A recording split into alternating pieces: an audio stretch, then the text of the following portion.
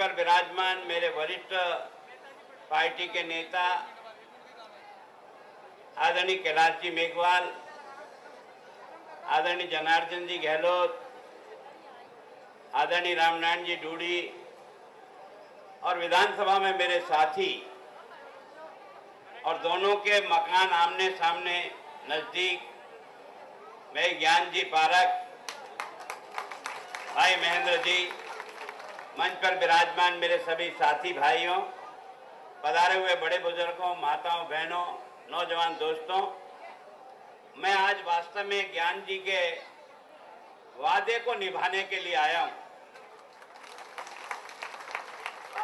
क्योंकि बहुत समय पहले मैंने ये कह दिया था कि पाली में जरूर आऊंगा, जबकि बीच में 3-4 दिन मैं इस यात्रा में नहीं था।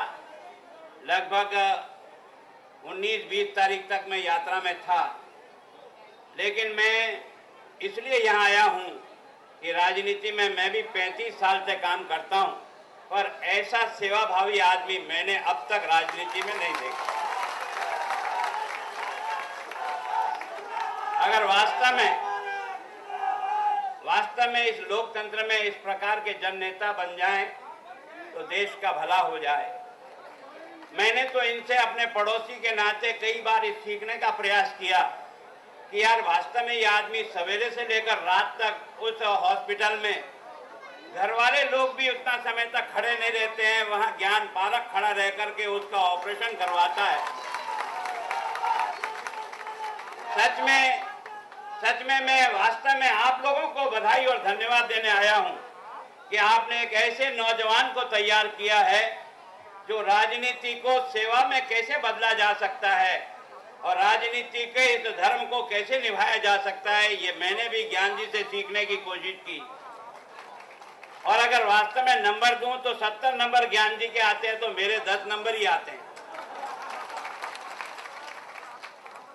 पर बंधुओं, मैं आज आपके सामने आपका एक चुना हुआ सदस्य राजस्थान विधानसभा का कुछ अपनी मन की बात कहना चाहता हूं, और मैं आपसे बहुत विनम्र भाव से निवेदन करता हूं, मेरी बात अच्छी लगे साथ ले जाना, नहीं लगे इस जाजम पे छोड़ जाना। लेकिन अपने देश का अगर भला अगर कोई करेगा तो ये देश का मालिक करेगा। हम राजनेता और हम पार्टी के लोग तो अपनी अपनी दुकान का सामान बता करके अपना धंधा चलाएंगे, लेकिन निर्णय जिस दिन हिंदुस्तान की जनता ईमानदारी से निर्णय करेगी, हिंदुस्तान की जनता अपनी राजनीतिक पार्टियों को ताकड़ी में तोलेगी, हिंदुस्तान की जनता अपने जनप्रतिनिधि को ताकड़ी में तोलकर वोट देगी, उस दिन हिंदुस्तान का भला होगा। अगर हिंदुस्तान का भला होना है तो गुलाब चंद कटारिया से नहीं होगा, बीजेपी से नहीं होगा, ये मुल्क के मालिक तेरी ईमानदारी से वोट से होगा।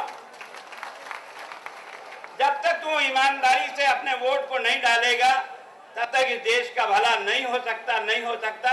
65 साल में अगर ये देश डूबा है तो ये कांग्रेस और बीजेपी के कारण से गाली देने से काम नहीं चलेगा। जब तक ये मुल्क का मालिक ईमानदारी से वोट ठोकने का काम नहीं करेगा, तब तक इस देश का कोई इलाज नहीं होगा। ये मेरी प्रार्थना है। माताएं बहनें, आप इतनी बड़ी संख्या में आए हो, मैं आपका एक बच्चा हूं।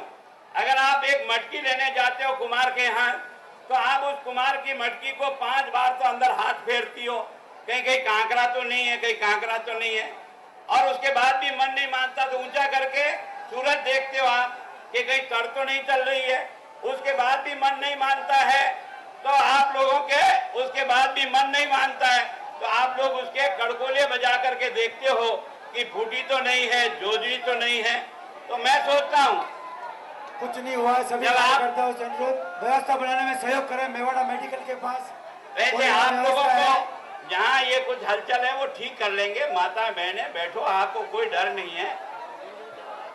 मैं आपसे यह निवेदन कर रहा था,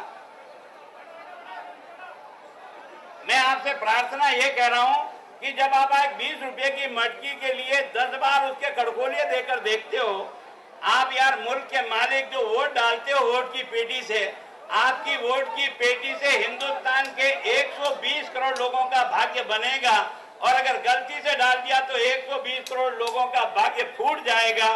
कम से कम वोट डालने के पहले अपने माथे को भी हथौड़ी से मार के देख यार, किसे देने में फायदा और किसे देने में फायदा नहीं है। जब तक इसका फैसला नहीं होगा तब तक इस बीमारी का इलाज नहीं निकलेगा। मैं आज आपसे प्रार्थना इसलिए कर रहा हूं, आपके सामने दो पार्टियां राजस्थान में मुख्य रूप से है। एक पार्टी है कांग्रेस पार्टी, एक पार्टी है भारतीय जनता पार्टी। दो पार्टियों के बीच में आपको ये फैसला करना है कि हमारा वोट की पेटी में किसे वोट मिले। तो वोट डालने के पहले कम से कम इन दोनों आप तराजू में लेकर तोलो तो सही, आखिर इनको देखने की कोशिश तो करो। और अगर देखने की कोशिश करोगे और उसके बाद जो आपका फैसला होगा, हमें कोई एतराज नहीं। हमारे खिलाफ भी अगर फैसला करना चाहो तो राम धर्म से करो, कोई चिंता की बात नहीं। क्योंकि अगर देश डूबेगा तो तेरा और मेरा साथ डूबेगा, और अगर देश आगे बढ़ेगा तो तेरा भी आगे बढ़ेगा और मेरा भी आगे बढ़ेगा। मुझे इसमें प्रसन्नता होगी। आपका ये जो राजस्थान के मालिक आप जो बैठे हो, आप जो टैक्स का पैसा जमा कराते हो, चाहे बस में जाते तो टैक्स लगता है, आप कपड़ा खरीदते तो टैक्स लगता है, आप बाजार में जूते खरीदते तो टैक्स लगता है, आप पेट्रोल खरीदते तो टैक्स लगता है, आप केरोसिन खरीदते तो टैक्स लगता है, आप साबुन खरीदते तो टैक्स लगता है, आप और किसी प्रकार की सामग्री अगर खरीदते हो तो उस पर टैक्स लगता है। ये जो टैक्स का पैसा है आपका है, ये आपकी कमाई का है। ये कहाँ जाके इकट्ठा होता है? ये इकट्ठा होता है जयपुर के खजाने में, ये इकट्ठा होता है दिल्ली के खजाने में। दिल्ली के खजाने का मालिक कौन है? ये मुल्क का जनता जनार्दन है। ये मुल्क का मालिक इस खजाने का मालिक है। जो खजाना तेरा दिल्ली और जयपुर में जो बना वो गुलाब चंद कटारिया की पिताजी का नहीं है, वो तो आपके खून पसीने के पैसे से टैक्स से बना हुआ खजाना है। हमारा काम क्या?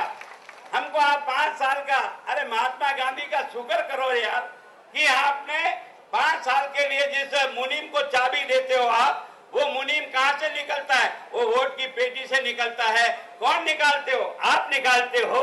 जो आपकी वोट की पेटी से पैदा होगा वो मुनीम खजाने की 5 साल तक चाबी लेकर के हिसाब किताब रखेगा, काम करेगा, विकास करेगा, नीतियां बनाएगा, स्कूल में मास्टर भेजेगा, हर आदमी बच्चे को नौकरी लगेगी। सारा काम आपका मुनीम करता है 5 साल के लिए।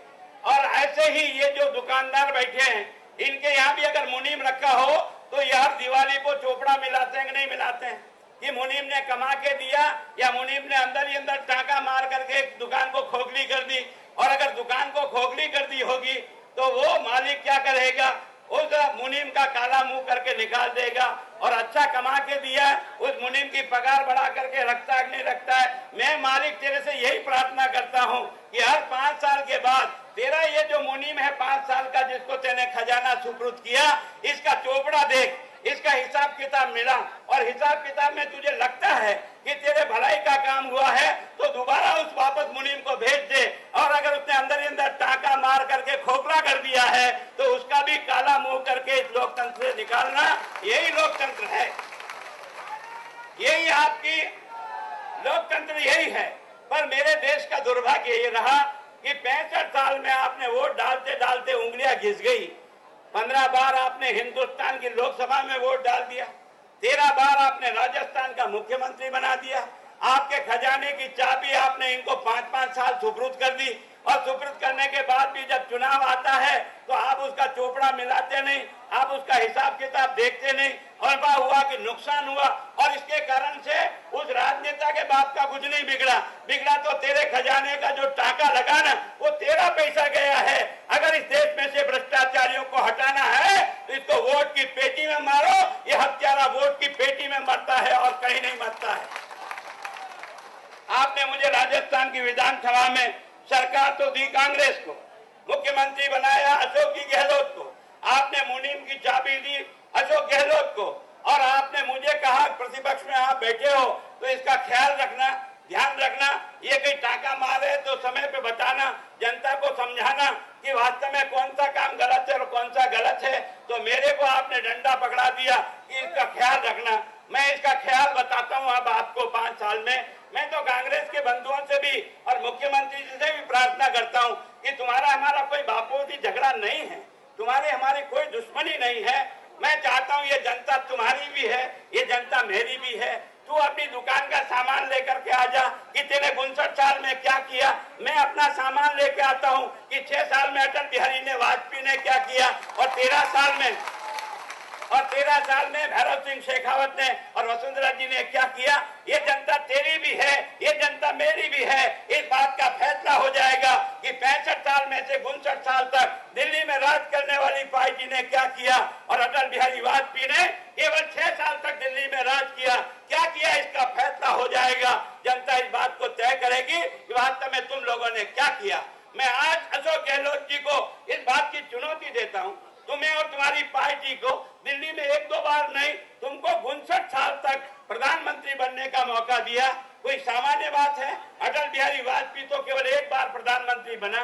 तुम 59 साल तक देश का प्रधानमंत्री बनो, तुम 59 साल तक देश का खजाना चलाओ, हिंदुस्तान की रीतियां और नीतियां बनाओ, हिंदुस्तान की सब प्रकार की व्यवस्था करो और उसके बाद हिंदुस्तान में 48 करोड़ लोग दोनों टाइम की रोटी नहीं खाकर गरीबी की रेखा के नीचे आते हैं। ये पाप का भागी 59 साल तक राज करने वाली पार्टी है या 6 साल तक राज करने वाली पार्टी इसकी दोषी है। इसका फैसला तो आप जनता जनार्दन को करना पड़ेगा। कांग्रेस के लोगों को कहने के लिए क्या है।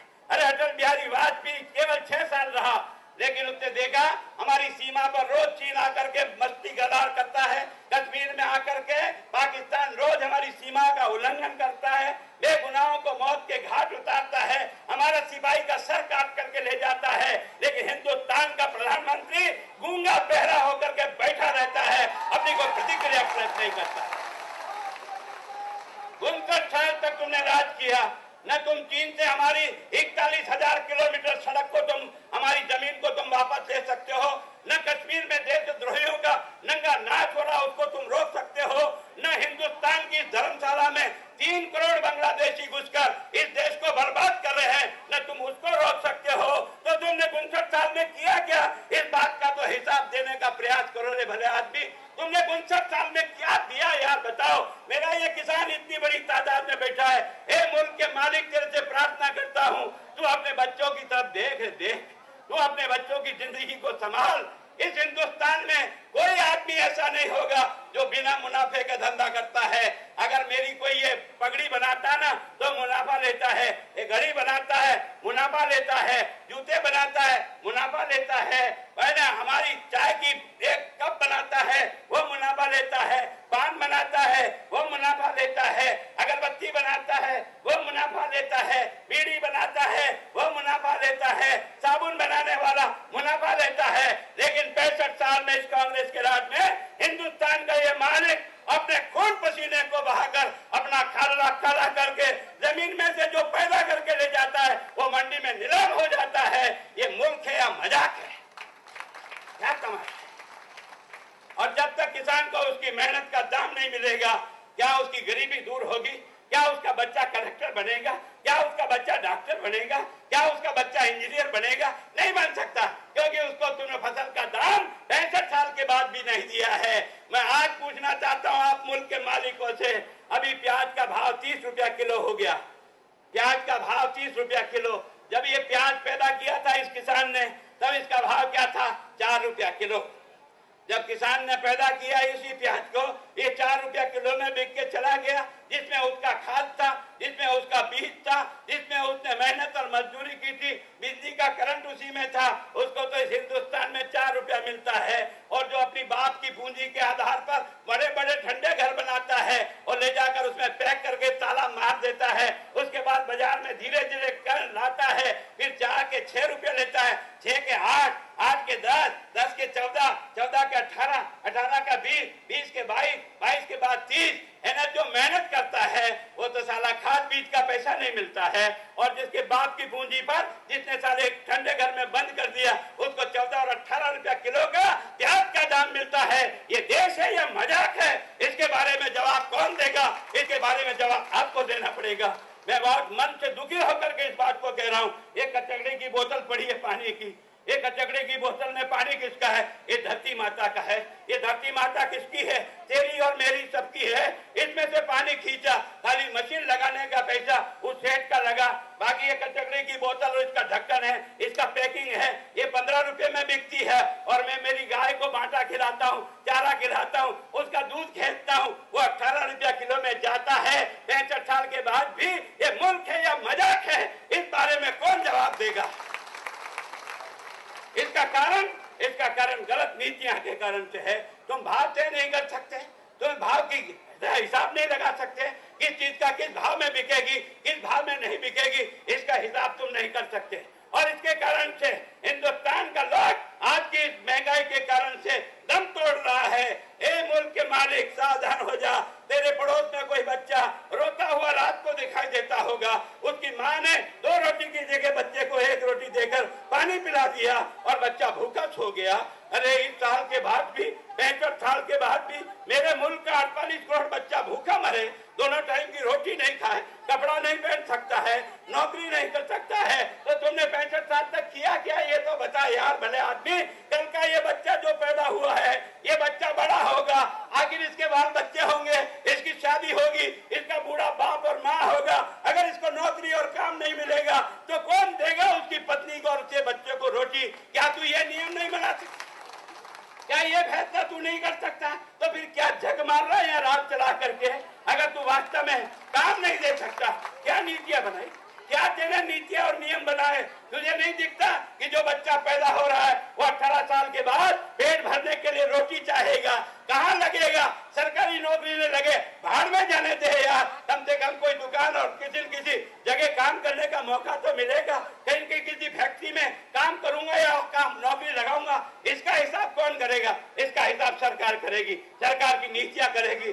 जो 65 साल में हमारे आने वाले बच्चे को नौकरी नहीं दे सकता, उस हत्यारे को वोट दे रहे हो। 65 साल में से 59 साल जिसने हमारे बच्चों का भाग्य बर्बाद किया, और आज उस पार्टी को आप वोट देने जा रहे हो। 9 करोड़ बच्चे हिंदुस्तान में ऐसे हैं जो आपका बच्चा भी होगा, मेरा भी होगा, पड़ोसी का बच्चा भी होगा। सारी नौकरियां, उसने सारी परीक्षाएं पास कर ली, इंजीनियर बन गया, उसने MCA कर लिया, उसने MBA कर लिया, उसने MA कर लिया, उसने B.Ed कर लिया, उसने ट्रेनिंग कर ली, जग मार ली, और उसके बाद सड़क पे साला घूम रहा है। इसका पाप कौन कर रहा है रे यार? कम से कम इसका फैसला तो करो रे भले आदमी। अगर फैसला नहीं करोगे तो तुम्हारा बच्चा ट्रेन के आगे कूद करके मरेगा, इसके अलावा और कोई दूसरा चारा दिखाई नहीं देता। मैं आज आपसे पूछना चाहता हूँ, क्या आपको और मेरे को इस बात में, इस सरकार को और अशोक गहलोत जी 59 साल राज करने के बाद भी आज क्या दशा बनाई है तेरे मेरे नौजवान की? रो रहा है, दर दर की ठोकरें खा रहा है। अभी आपने देखा होगा राजस्थान में 2200 पटवारी की जगह निकली। कितनी? 2200 है ना, 2200 पटवारी की नौकरी निकली। राजस्थान के कितने बच्चों ने फार्म भरा? 12 लाख बच्चों ने फार्म भरा। कितना? 12 लाख बच्चों ने फार्म भरा। और जब परीक्षा हुई तब 7.5 लाख बच्चे ट्रेनों में और बसों में लटक करके अपनी परीक्षा देने गई, और उस देने के बाद नौकरी कितने को मिलेगी? अरे 2200 लोगों को नौकरी मिलेगी, और ये 7.5 लाख लोग रोते हुए अपने घर लौट करके जब आएंगे तो इनके मन में कितना गुस्सा और आग होगा, उस आग का कोई हिसाब लगा सकता है? कोई समझ सकता है? ये क्या नीतियां है तेरी? ये इसके कारण से बच्चा क्या सोच करके घर से जाता होगा? सारे जाते समय हनुमान जी के ढोल लगता होगा, प्रसाद बोल के जाता होगा, माँ के ढोल लगता होगा, बाप के ढोल लगता होगा, परीक्षा देने जा रहा हूँ, आशीर्वाद दे, मेरे को कहीं कहीं काम मिलेगा। लेकिन कहाँ काम मिलेगा रे? पोस्ट तो 2200 है और तेरा बच्चा तो 7 लाख में, 7.5 लाख में जा रहा है। क्या तेरे बच्चे को नौकरी मिल सकती है? ये नीतियां गलत किसकी है? ये नीतियां कांग्रेस की गलत है। और इससे भी शर्मनाक बात आपको सुनाता हूँ, और उसके बाद भी समझ में आए तो ले जाना, नहीं आए तो इसी जाजम पे छोड़ जाना। मेरा कुछ नहीं है, तेरा बच्चा रोएगा वो मेरा ही बच्चा है, मेरा बच्चा अगर मरेगा वो मेरा ही बच्चा मरेगा, क्योंकि वो राजस्थान का नौजवान बच्चा किसी माँ की आंख का तारा होगा, बड़ी मुश्किल से पाला होगा, और अपनी गरीबी में भी अपने बच्चों को पढ़ाया होगा। उसके दर्द को कौन समझता है ना? आपको आश्चर्य होगा, ये राजस्थान का मुख्यमंत्री जी कहते हैं, गुलाब जी आप बहुत कड़वी भाषा बोलते हो। कड़वी नहीं बोलता हूँ, मन में इतना आक्रोश है, इतना गुस्सा है कि तुम नीतियां बनाते हो, मजाक कर रहे हो रे। अरे आपने देखा होगा सचिवालय जहाँ मुख्यमंत्री बैठता है, स्वयं सारा मंत्रिमंडल जहाँ बैठता है, ये जितने भी IAS ऑफिसर हैं, ये जो सेक्रेटरी और प्रिंसिपल सेक्रेटरी, ये सारे के सारे कहाँ बैठते हैं? सचिवालय में बैठते हैं। और सचिवालय में पियोन, पियोन का मतलब सहायक कर्मचारी है ना, जो अपने का का उस सहायक कर्मचारी की कितनी पद निकाले है ना, 225 पद निकाले। कितने? 225 पद। उसका इंटरव्यू कितने समय तक चला? 7 महीने तक इंटरव्यू हुआ और 2 लाख बच्चों ने चपरासी बनने का इंटरव्यू दिया। और आज आपको मैं बता रहा हूं, वो चपरासी के इंटरव्यू में कौन गया? आपका इंजीनियर पढ़ा हुआ बच्चा हो गया, आपका एमएससी किया हुआ बच्चा वहां गया, आपका एमबीए किया हुआ लड़का वहां गया, आपका है ना मास्टर की बीएड किया हुआ लड़का वहां गया। ये सारे पढ़े लिखे बच्चे कहां गए? चपरासी बनने के लिए गए। कहां गए? ये ना सचिवालय में। और आपको सुन के आश्चर्य होगा, सचिवालय में से इन 225 में से 200 आदमी तो पहले से ही, कोई 5 साल से, कोई 6 साल से, कोई 7 साल से पहले से ही काम कर रहा है। लेना तो उसी को है। फिर इस बच्चे को झकमारी के लिए क्यों बुलाया? क्यों इस बच्चे का समय खराब करके इस बच्चे के मन को पीड़ा पहुंचाई? अगर इतना नीति भी नहीं बना सकते, अरे एक पोस्ट हो तो 10 आदमी बुला ले यार, ज्यादा से ज्यादा ये लाखों बच्चों को बुलाकर। और जब बच्चे का इंटरव्यू आता है ना, तो मेरे पास आता है, गुलाब जी भाई साहब आपकी पहचान है, मेरे बच्चे को चपरासी लगवा दो। कभी थोड़ी देर बाद कोई दूसरा बाप आता है, फिर कभी उसकी माँ आती है, कभी कोई विधवा बच्ची आती है कि मैं विधवा हो गई हूँ। कम से कम और कुछ नहीं हो सकता है गुलाब जी भाई साहब, इस चपरासी की नौकरी मेरी लगा दो, जिसके कारण से मैं अपने बच्चों का पेट भरूंगा। आपने उसे क्या दिया? ये वैकेंसी कहाँ निकली? ये सचिवालय में निकली। अरे तू इसका फैसला नहीं कर सकता कि तेरे पास जरूरत नहीं है, तो क्यों इस बच्चे को बुलाकर इसको जो चक्कर कटाता है? लेकिन गलत नीतियों के कारण से 7 महीने अधिकारियों को खराब कर दिया और उसके बाद रिजल्ट 0 निकलेगा, 0। क्योंकि पहले से जो काम कर रहे हैं वही नौकरी पे चढ़ेंगे, केवल 25 बच्चे दूसरे चढ़ेंगे। ये इस राजस्थान की व्यवस्था है, ये तुम्हारी सरकार की व्यवस्था है। तो इस प्रकार मैं नौजवान तेरे को आग्रह करता हूँ, राजस्थान के इस मुख्यमंत्री ने एक नौजवान के साथ जो जिस प्रकार की बदसलूकी की है, और पहले भी की थी इसने, आपको याद होगा, ये पहले भी जब ज्ञान जी एमएलए बन के आए थे, मैं भी बड़ी सादगी से एमएलए बन के आया था, हम दोनों आजू बाजू के मकान में रहते थे और समय 5 साल तक ये कहता रहा, एक चपरासी की नौकरी इसने नहीं लगाई। एक चपरासी पिछले साल है ना, जो आपने जिस समय 58 से लेकर 2003 तक का मुख्यमंत्री रहा, एक चपरासी भर्ती नहीं कर सका। और जब राज में आना, जब नाटक क्या कहा था, अरे भैरव सिंह जी ने ये नौजवान तेरा भाग्य खराब कर दिया। इसने 60 साल की उम्र को, 58 साल की रिटायरमेंट की उम्र को भैरव सिंह जी ने 60 साल कर लिया। अब 2 साल तक तुझे नौकरी नहीं मिलेगी। मैं आऊंगा तो क्या करूंगा? मैं इन सबको वापस निकालूंगा, भर्ती चालू होगी और तेरे को भर्ती लगेगी। तब इस राजस्थान के मुख्यमंत्री को सत्र के अंतिम दिनों में भी प्रतिपक्ष नेता था, मैंने कहा तुमने ये कहा था, इस बच्चे से और इसके आधार पर भारतीय जनता पार्टी को उखाड़ करके बच्चे ने फेंका। और 5 साल में तेने एक चपरासी भर्ती किया हो राजस्थान में, वो चपरासी का नाम बता मुझे हाउस में, ताकि मुझे कम से कम लगे कि तुमने वास्तव में किस प्रकार किया। पूरे 5 साल गुजार दिए, एक चपरासी नहीं लगाया। मैंने अब की बार इस विधानसभा का ये अंतिम सत्र था और इस अंतिम सत्र में मैंने एक सवाल लगाया, क्योंकि आपने हमको डंडा देके भेजा कि इनकी देखभाल करना, हिसाब किताब का ख्याल रखना। तो मैंने अपने साथियों के साथ मैंने कहा एक प्रश्न लगाओ, और प्रश्न ये लगाया था कि इस राजस्थान के मुख्यमंत्री ने, जो राजस्थान का वित्त मंत्री भी है, बजट कौन पढ़ता है? राजस्थान का मुख्यमंत्री पढ़ता है जिस दिन बजट पेश होता है। मैंने कहा आपने 5 बजट पेश किए? उन्होंने कहा हाँ मैंने किए। मैंने कहा पहला बजट 18,000 करोड़ का, दूसरा आपने 24,000 का, तीसरा 27,000 का, चौथा 36,000 का, और अभी जो बजट पेश किया है वो आपने जो बजट 40,000 करोड़ का। ये सारा मिला करके कितना बजट हो गया? 1,57,000 करोड़। मैंने ये भी बताओ कि तूने कितने कितने बच्चों को हर साल बजट में नौकरी देने के लिए कहा? उन्होंने कहा कटारिया जी मैंने पहले साल 65,000 बच्चों को नौकरी लगाने की बात बजट में कही, भाषण में नहीं। बजट में, लिखित बजट में 65,000, दूसरी बार 67,000, तीसरी बार 91,000, चौथी बार 81,000, और अभी उसने कहा 1,45,000 रिक्त पदों पर मैं सरकारी नौकरी दूंगा। मैंने कहा चलो तेने घोषणा तो कर दी, तेरे को घोषणा का ध्यान आया नहीं। मैंने एक प्रश्न और लगाया नीचे कि भैया तुमने ये 4.5 साल में कितने बच्चों को नौकरी दी है? कम से कम जोड़ बाकी तो बता। उसने कहा गुलाब जी मैंने 65,000 बच्चों को नौकरी दी। मैंने कहा तेरे पास 4,05,000 पद खाली थे और उसके अगेंस्ट में तेने 65,000 को नौकरी दी। चलो आगे चलते हैं।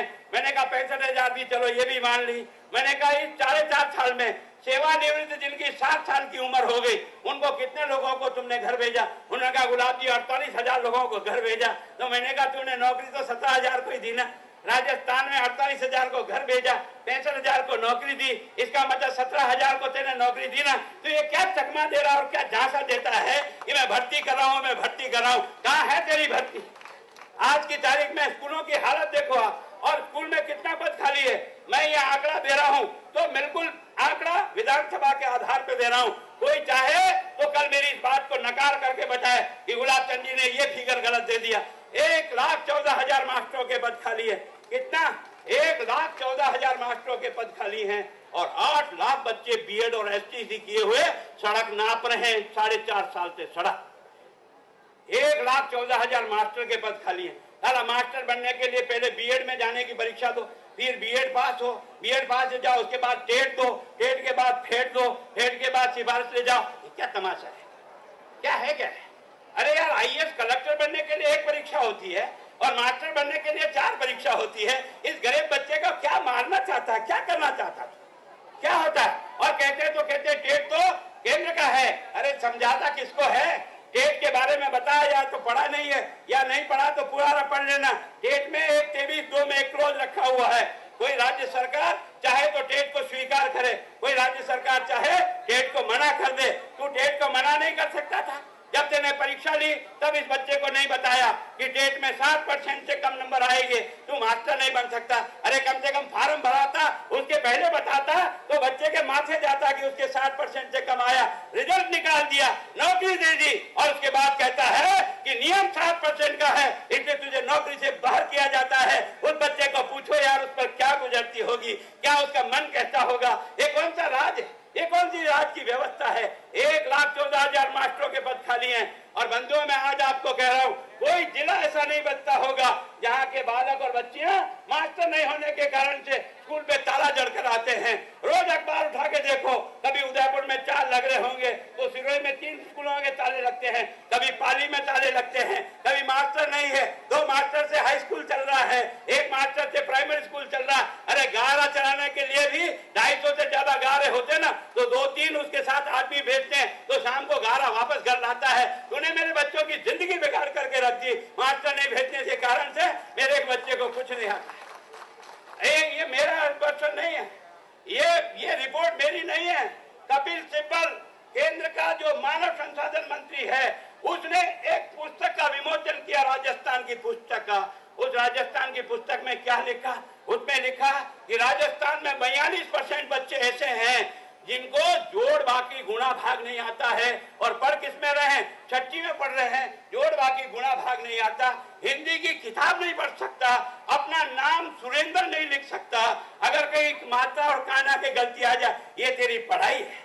और उस पढ़ाई के बाद तेरी सरकार ने और सोनिया गांधी ने इस प्रकार से हिंदुस्तान के नौजवान के साथ, और वो भी किसके साथ? उस गरीब के बच्चे के साथ किया है जो सरकारी स्कूल में पढ़ता है।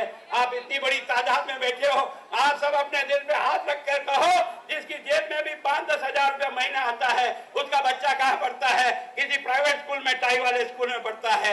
मेरे सरकारी स्कूल के बुचड़खाने में कौन पढ़ता है? इस गरीब बेटी माँ का बच्चा पढ़ता है, जो बर्तन मांज करके अपने बच्चों को पढ़ाती है, जो टोकरे में सब्जी लेकर के घर पर रोती फिरती है, ये सब्जी ले, उसका बच्चा वहां पढ़ता है। मेरा दाढ़ी बनाने वाला नाई का बच्चा वहां पढ़ता है, धोबी का बच्चा वहां पढ़ता है, नरेगा के मजदूर का बच्चा वहां पढ़ता है। अब तूने नियम बना दिया, 8वीं तक कोई पास फेल नहीं होगा, सब 9वीं में जाएंगे तो रोएंगे नहीं तो और क्या होगा? 8वीं तक कोई बच्चा पास फेल नहीं होगा। मतलब समझ में आया? मतलब आपके बच्चे की जड़ में तेजाब डाल दिया है। आपका बच्चा किसी दिन नौकरी के लायक नहीं रहेगा। ये गुलाब चंद कटारिया, आपका प्रतिपक्ष का नेता, विधानसभा में जिस काम के लिए आपने भेजा है, वो ही जनता जनार्दन के बीच में कह रहा हूं, ये राजकीय विद्यालय में पढ़ने वाला बच्चा अब तेरी नौकरी नहीं मांग सकेगा। क्यों? क्योंकि कांग्रेस जब तक जिंदी रहेगी, जब तक अनपढ़ इंसान रहेगा, कांग्रेस तब तक जिंदी रहेगी जब तक भूखा इंसान हिंदुस्तान में रहेगा। ये कांग्रेस की औरत है। और इसके कारण से आपने देखा होगा ये तमाशा कैसे हुआ। ये तमाशा हमारी सोनिया गांधी गई थी अमेरिका, और आपने देखा होगा अमेरिका के राष्ट्रपति का एक बयान आपने देखा होगा। उसने कहा, हे अमेरिकन लड़कों, पढ़ाई करो रे पढ़ाई करो, नहीं तो हिंदुस्तानी छोरे आकर के तुम्हारी सारे पदों को ले लेगा। उसने कहा हिंदुस्तानी छोरों को कैसे रोके, तो उसने दबाव डाल के ये कहा कि तुम अपने यहाँ सब बच्चे एजुकेशन की पत्थर एजुकेशन लेंगे यार। तुमने कह दिया अब 8वीं तक कोई फेल नहीं होगा तो हमारा बच्चा क्या करेगा यार। एक तरफ तो हमारा बच्चे की परीक्षा नहीं होगी और दूसरी तरफ तुमने ना तो तुम आरपीएससी से परीक्षा कराते हो, ना तुम मास्टर बनाते हो, ना कोई प्रतियोगी परीक्षा कराते हो। तुम क्या कर रहे हो आजकल अगर आपको एलडीसी बनना हो ना तो 10वीं और 12वीं के नंबर जुड़ेंगे। अगर 10वीं और 12वीं के नंबर जिसके ज्यादा है वो तो एलडीसी बनेगा, 10वीं और 12वीं के नंबर जीता है वो मास्टर बनेगा। अब तेरा बच्चे को हिसाब ले लेना। मैं आज तुझे कह जा रहा हूं, तेरे बच्चे को जिसने बहुत मेहनत की होगी ना उसके 100 में से 65 से ज्यादा नंबर नहीं आया। लेकिन ये टाई वाले स्कूल जो है ना, इसमें जो बच्चा पढ़ने जाता है 10वीं और 12वीं करता है, इसके नंबर आए होंगे 75 से लेकर के 95 तक। ये सारे नौकरी कौन लगेगा? ये टाई वाला बच्चा लगेगा और तेरा बच्चा रोता हुआ घर आएगा। ये कहां तक चलेगा और कैसे इस तरह की नौकरियां मिलेगी? केवल पैसे के रास्ते से इनको घुसाने का तरीका निकाल दिया और मेरे बच्चे के भविष्य को रोक दिया। उसके बाद भी अगर ये जनता जनार्दन तेरी इच्छा ठोक तो ठोक यार, अगर डूब नहीं है तो तू और मैं दोनों हिंद महासागर में एक साथ डूब के मरे आगा और तो क्या कर।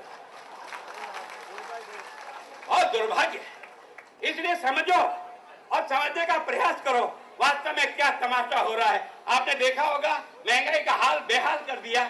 जब भी कांग्रेस आती है तब हमको चुनाव के दिनों में क्या कहता है फरमान, मनमोहन सिंह कहता है कांग्रेस को वोट दो, 100 दिन में महंगाई कम करूंगा। हे भले आदमी, तेरी जुबान खींच ले जनता, 100 दिन तेरे कहाँ हुए? 100 दिन में तेने महंगाई घटाई? अरे महंगाई के कारण से गरीब का बच्चा रोता है, उसकी मां रोती है उस बच्चे के साथ। क्या तमाशा किया तूने? इन्हें कभी होली दिवाली को गरीब के घर में दाल बनती है, बाकी तो सारी मिर्च मसाला से उसका बेटा रोटी खाता है। और उस दिन भी जब वो होली दिवाली के दिन भी बनी हुई दाल के अंदर वो बच्चा 4 साल का नहीं समझता मेरा बाप गरीब है या अमीर है, मेरा बाप क्या कमाता और क्या नहीं जानता, वो इस बात को नहीं जानता है। वो बच्चा बार बार उस दाल में अपनी रोटी के टुकड़े को घुमाता है और एक दाना हाथ नहीं लगता है। वो माँ का पूछता है माँ इसमें दाल तो है ही नहीं, तो उसकी माँ कहती बेटा ये 65 रुपए किलो की दाल में अपने भाग्य में ये जूलिया ही लिखा है। ये है इस देश की दशा, ये है तेरी आजादी। तेरी आजादी को क्या करे पूजे? जिस गरीब का बच्चे को तू रोटी नहीं खिला सकता, सम्मान से जिंदा नहीं रह सकता, उसको तू काम नहीं दे सकता, उस किसान को तू अपनी फसल का दाम नहीं दे सकता, तो तू क्या कर सकता बता? क्या कर सकता है? आपको सुनकर हैरानियत होगी, अरे मुल्क के मालिक के क्या हो रहा है? अरे जिस अटल बिहारी वाजपेयी का राज जिस दिन गया था तब पेट्रोल 33 रुपया लीटर मिलता था, 33 रुपया लीटर। आज तेरा पेट्रोल मिलता है,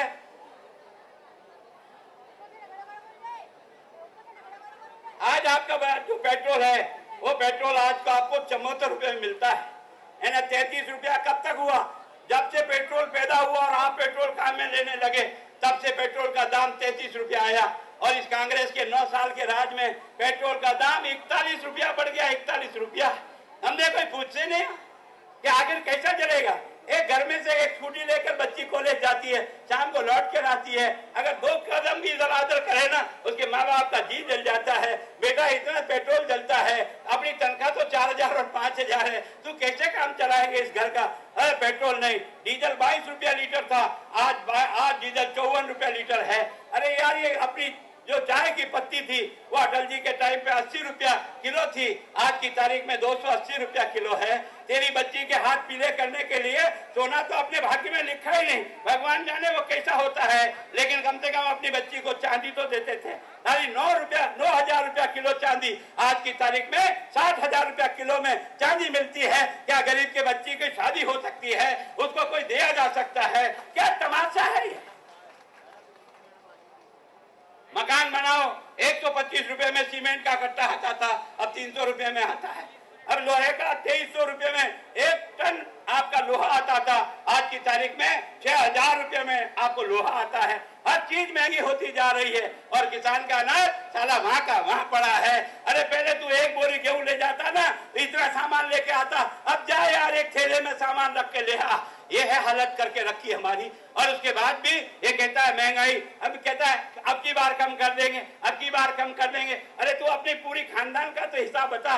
इंदिरा गांधी आई है, नई रोशनी लाएगी, इंदिरा जी आएगी, गरीबी मिटाएगी। कब? जब वोट चाहिए तब। इंदिरा गांधी आई है, गरीबी मिटाएगी। तब माँ बाप ने सोचा अब मेहनत करने की जरूरत नहीं है, रात को चादर लेके जाएंगे, छत पे खड़े रहेंगे, ऊपर से नोट की इंदिरा गांधी की वर्षा होगी, पोटली बांधेंगे, खांधे पे डालेंगे, लखपति बन के आ जाएंगे। लक्ष्मी जब वोट चाहिए तब लखपति बनाता है, वोट चाहिए जब 100 दिन में महंगाई कम करता है, वोट चाहिए तब नरेगा का कहता है 100 दिन के रोजगार को मैं और प्रधानमंत्री बनेगा तो 150 दिन की मजदूरी दूंगा। अरे 150 दिन की बात छोड़, क्या करना चाहता तू? तेरा हिसाब पूछना चाहता हूँ मैं कांग्रेस के बंधुओं से। ये जो नरेगा जो चलाई थी, ये किसके लिए चलाई थी? कि कम से कम गरीब को 100 दिन का रोजगार तो मिलेगा और 100 दिन की मेहनत से कम 365 दिन उसका बच्चा रोटी खाएगा, इसके लिए नरेगा चलाई थी। हजारों करोड़ रुपया इसमें फूंक डाला और उसके बाद भी मिला क्या? है ना, जब वसुंधरा जी की सरकार थी, हम लोग जब राज्य में थे, मैं आपको आंकड़ा बता रहा हूँ, जो भी पत्रकार लिखना चाहे गुलाब चंद कटारिया के नाम से लिखकर मैं चुनौती देता हूँ राजस्थान की सरकार को, मेरे एक आंकड़े को काट करके बता दे कि गुलाब चंद ने ये बात गलत कही थी और ये इसका सही है। जब हमने सरकार छोड़ी थी तब आपका ये जो नरेगा चलता है मजदूरी वाला, इसमें राजस्थान में हमने मजदूरी के पेटे 8 और 9 के साल में हमने 4168 करोड़ रुपए की मजदूरी दी, 4168 एक साल में। और कांग्रेस ने अभी इस साल 12-13 में कितनी दी है? 1500 करोड़ की। कहाँ 4100 करोड़ और कहाँ 1500 करोड़।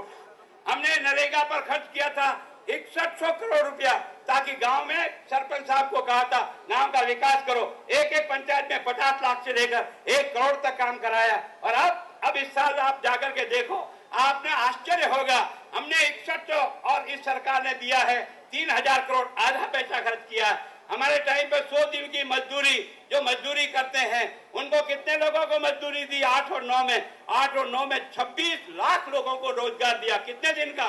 100 दिन का।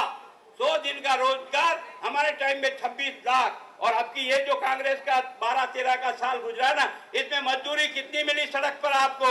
ये केवल मिली 1 लाख। कहा 26 लाख, कहा 1,03,000। क्या पत्थर काम होगा? पत्थर गरीबी मिटेगी? और अब कह रहा है कि मैं साड़ी और लुगड़ी की जगह 2100 रुपया दूंगा। तू देगा ना 2100 रुपया? तेने जब काम ही नहीं दिया तो 1 लाख लोगों को ही देना है ना, और वो भी क्या तेरे घर का पैसा जो दे रहा है? क्या कहना क्या चाहता है? किस तरह से इस तरह से न नरेगा को ठीक प्रकार से चला सकते हैं, न महंगाई पर कंट्रोल कर सकते। और आपको एक एक कमाल है ना। राजस्थान की सरकार से पूछो तो सही रे यार भले आदमी कि तेरा इतना बजट है, वसुंधरा जी को आपने कितना दिया खजाने में 5 साल, ये भी हिसाब बता देता हूं ताकि आपके ध्यान में रहे कि वास्तव में आपने हमको कितना पैसा दिया। हमको 5 साल में दिया खाली 51,000 करोड़ रुपया। जब हमारी सरकार आई थी 2003-4 में, तब से लेकर के जब हमने सरकार छोड़ी, लास्ट का बजट हमारा 14,000 करोड़ का था। 5 साल का बजट जोड़ लो, 51,000 करोड़ का बजट में हमने आपने जो मांगा जो हमने पूरा करके दिया। आपने कहा ये पानी की योजना चाहिए, हमने वो पूरी की। आपने कहा ये सड़क बननी चाहिए, हमने वो सड़क बनाई। आपने कहा ये कॉलेज खुलना है, ये कॉलेज खुलेगा। जो काम आपने मांगा वो हमने दिया 51,000 में, 51,000 करोड़ में। और इस सरकार के पास 1,57,000 करोड़ होने के बाद न स्कूल में मास्टर लग सकता है, न अस्पताल में डॉक्टर लग सकता है। और कहता क्या है, मैं फ्री दवाई देता हूं। अरे भैया बहुत अच्छा काम है तेरी, पर मेरे फ्री दवाई लिखने का एक डॉक्टर तो मेरे गांव में भेज दे यार, जो पर्ची बनाते कम से कम यार। जब पर्ची बनाने वाला डॉक्टर ही नहीं है तो मैं अपने गांव से देसूरी से चलकर अगर पाली आऊंगा तो दिन भर की मजदूरी जाएगी और 50 रुपया टिकट का और लगेगा। मेरे नफे का सौदा कर रहा है। क्या रहा है? कह रहा है मैं मुफ्त जांच भी करूंगा। किससे करेगा? तू और मुंह बैठ के जांच करेंगे? कौन करेगा? जांच करने वाला तेरा रेडियोलॉजिस्ट नहीं है, तेरा वहां स्टाफ नहीं है ना, जो टेक्नीशियन चाहिए वो तेरा स्टाफ नहीं है, तेरी मशीन का उपयोग कर सके, एक्सरे लेने वाला वो स्टाफ तेरा नहीं है। जब होता है तो एक्स्ट्रा मशीन खराब हो जाती है, क्योंकि पास की दुकान से तेरे को कमीशन बांधा हुआ मिलता है। ये इस देश की दशा बनाकर जिस प्रकार से देश को बर्बाद किया है, उसके बाद भी जिंदाबाद जिंदाबाद कांग्रेस जिंदाबाद। कांग्रेस का हाथ गरीब के साथ। अरे यार, इसकी जगह ये बोलो कांग्रेस का हाथ गरीब के मणिये पर दबा बेटा, चाले मर जाए। कांग्रेस का हाथ गरीब की जेब में डाल देते थे और कांग्रेस की हाथ की बात करता है। क्या क्या कहना है, क्या चाहता था? इन्हें सारा का सारा देश भ्रष्टाचार की भट्टी में। ए मुल्क के मालिक सावधान हो जा, ये खजाना किसी राजनेता का नहीं है, किसी पार्टी का नहीं है। ये खजाना तेरे पसीने के पैसे का खजाना है और तेरे खजाने को लूट खा रहे हैं ये सब लोग। और ये लूटने वाले कहां से पैदा होते हैं? तेरी वोट की पेटी से पैदा होता है। गुलाब चंद की जिंदगी 5 साल की है, अभी 4.5 साल पूरा हो गया। दोबारा अगर वापस लोग भेजेंगे ना वोट की पेटी से, तो जयपुर जाऊंगा, नहीं तो अपने गांव देलवाड़ा जाऊंगा यहाँ से टिकट लेकर के। इतनी बड़ी ताकत आपके पास है। फिर उसके बाद ये क्या हो रहा है, किस तरह से आप इसको चला रहे हो? आपने देखा होगा, आपको तकलीफ किससे है? आपको पटवारी से तकलीफ है। क्यों? क्योंकि पटवारी 400 रुपया नकल की लेते हैं तो मन को दुखेगा ही दुखेगा। डॉक्टर साहब के पास जाते हैं 200 रुपया फीस लगती है, थाने में जाए तो 2000 रुपये लगती है, फला जगह जाए ये होता है ये होता है। इसमें यार इस थानेदार का क्या दोष, इस पटवारी का क्या दोष? यार मारे तो उस ऊपर के डाकू को मारे ना, जो 1,76,000 खा जाए, करोड़ रुपया और डकार भी नहीं ले सारा। कोई खाने की सीमा है? और उसके बाद भी हमारा वोट जाके ठप्पा लगाता है, ले कांग्रेस ले ले। तो ये तेरा 1,86,000 राजा ले गया ना, अब उसका बाप और पैदा होगा जो 4 लाख करोड़ लेके जाएगा। बताओ क्या चाहता? जिस प्रकार के भ्रष्टाचार में इस सारे देश को बर्बाद करके रख दिया जिस कांग्रेस ने, उस कांग्रेस के पास बचा क्या है? कांग्रेस को दिया इसलिए था कि मुल्क की आजादी में अगुवाई की थी और इसके कारण से महात्मा गांधी के साथ इस मुल्क को आजाद करा था। लेकिन आजाद करने के बाद इन नेताओं ने जिस प्रकार का भ्रष्टाचार की भट्टी में देश को जला के खाक कर दिया, उसके बाद भी आपको नहीं समझ में आता है। मैं कांग्रेस के बारे इतिहास पढ़ के बताता हूँ। ये कांग्रेस का भ्रष्टाचार नेहरू के जमाने से शुरू हुआ, पहले दिन से गलत कदम पड़ गया। अगर उस समय इस देश का प्रधानमंत्री अगर सरदार पटेल बन जाता, हिंदुस्तान की 60 साल में काया पलट हो जाती। लेकिन हमारा कर्म फूटा था, हमारा भाग्य खराब था कि हमने उस विधायक में पढ़ने वाले आदमी को दे दिया जिसने धरातल को नहीं जानता कि हिंदुस्तान में कैसा गरीबी होती है, कैसा गांव होता है और क्या गांव की समस्या होती है। हमने गलत कदम उठाया और जय जयकार करते रहे। औतेदाद में पहला भ्रष्टाचार हुआ पंडित नेहरू के राज में। आपने देखा होगा, जो सेना का हमने जो गाड़ियां खरीदी थी, जीपें खरीदी थी, किसके लिए? फौज के लिए। उसमें कमीशन खाया था कृष्णा मेनन ने। और आपको ध्यान है, लोकसभा में कृष्णा मेनन को त्याग पत्र देकर के जाना पड़ा। दूसरा भ्रष्टाचार हुआ उसकी सेकंड प्रधानमंत्री, जिसका नाम इंदिरा गांधी, बड़ी तेज तराट मानी जाती थी। 60 लाख के फर्जी दस्तखत करके बैंक से पैसा उठाया था। नागरवाला कांड हुआ था और नागरवाला कांड की जो एविडेंस थी, उनको दोनों को मौत के घाट उतार दिया, वो खत्म हो गया। तीसरा प्रधानमंत्री तेरा हे राजीव गांधी, राजीव गांधी। अरे आपको शर्म और मुझे शर्म नहीं आती? जो बोर्ड लगेगा वो राजीव गांधी, जो बोर्ड लगेगा राजीव गांधी, यहाँ लगेगा तो राजीव गांधी, वहां लगेगा तो राजीव गांधी। अरे लाल बहादुर शास्त्री ने भी कुछ किया होगा रे। अरे भले आदमी, एक आध बोर्ड तो यार मेरे उस प्रधानमंत्री का भी लगा दो। नहीं लगा सकते, क्योंकि वो बड़ी माँ की कोख से पैदा नहीं हुआ, एक गरीब का बेटा था जिसने ईमानदारी से राज किया, इसलिए उसका पाटा नहीं लग सकता। पट्टा तो राजीव गांधी का लगेगा। क्यों? क्योंकि उसकी पत्नी सोनिया गांधी तुम्हारी नकेल घुमाती रहती है। इतने चाटुकारों की तरह से इस देश को बर्बाद करे जा रहे हो। इतने बोर्ड देखोगे, राजीव गांधी, नेहरू गांधी, ये इंदिरा गांधी, वो गांधी, बाकी सब कहाँ गए इस देश के लोग? अरे मुल्क के मालिक, अगर तू अपने इन पूर्वजों का सम्मान नहीं करेगा जिन्होंने अपनी शरीर का तन जला करके देश की आजादी का जंग लड़ा, लेकिन उनका कोई नाम नहीं होगा। आज कहीं किसी योजना का नाम भगत सिंह के नाम से है क्या? आज कोई योजना का मालपुरा के नाम से है क्या? आज चंद्रशेखर के नाम से कोई योजना हिंदुस्तान में चलती है क्या? आज देश के अटल बिहारी वाजपेयी ने भी हिंदुस्तान को सड़कों से जो जोड़ा है, वो अपने आप में इतिहास बना करके गया। गांव गांव सड़क का पैसा अगर किसी ने दिया, पर उसका नाम अटल बिहारी सड़क नहीं रखा, प्रधानमंत्री सड़क योजना रखा। और तुम सब अपने बाप दादाओं के खाते में लिखते चले जा रहे हो, वोट लगा रहे हो, रोज पीते खाते रहे हो। ये क्या इस मुल्क को बनाएगा? इस तरह से अगर तुमने अपने देश को केवल इन बड़े बड़े राजा महाराजाओं के पर, इस प्रकार के लोगों के आधार पर अगर इस मुल्क को चलाया तो दोस्तों आज नहीं तो कल तुम्हारा देश बर्बादी के रास्ते पर चला जाएगा। मेरी प्रार्थना है आपसे, आराम से सोचो, मस्ती से सोचो, पूरी ताकत लगा के सोचो और राम धर्म से फैसला करने की आदत डालो, क्योंकि हिंदुस्तान का भाग्य अगर कोई बनाएगा, ये मुल्क का मालिक तू बनाएगा। न इसमें गुलाब चंद बना सकता है, न अशोक गहलोत बना सकता है। ये मुल्क का ये मालिक जब वोट डालता है तब हिंदुस्तान का भाग्य बनता है। इसलिए तेरे चरणों में प्रार्थना करता हूँ, भगवान के लिए तुझे स्लोगन कराता हूँ, राम धर्म से वोट दे। ये नहीं कह रहा हूँ बीजेपी को दे, राम धर्म से वोट देना सीख, ताकड़ी में तोल करके देना सीख जा। किसमें देश का भला होता है, किसमें मेरे बच्चे का भला होता है, किसमें देश के और सीमाओं की सुरक्षा होती है, किसमें किसान को अपनी फसल का दाम मिलता है। इस बातों को देखो और देखने के बाद आप सब अगर वोट का प्रयोग करोगे तो निश्चित रूप से मैं ये कह सकता हूँ, राजस्थान में ज्ञान पारक के बराबर सेवा भावी मेरे पास तो कोई एमएलए नहीं है। मेरा मन है वास्तव में जिस ढंग से इस आदमी ने अपने अपने जीवन को खपाया है, इसका सम्मान करो ताकि लोग सेवा करने का सीख सके, सेवा को आधार बना सके और इस देश को आगे बढ़ा सके। यही बात कह के अपनी बात समाप्त करता हूँ। धन्यवाद।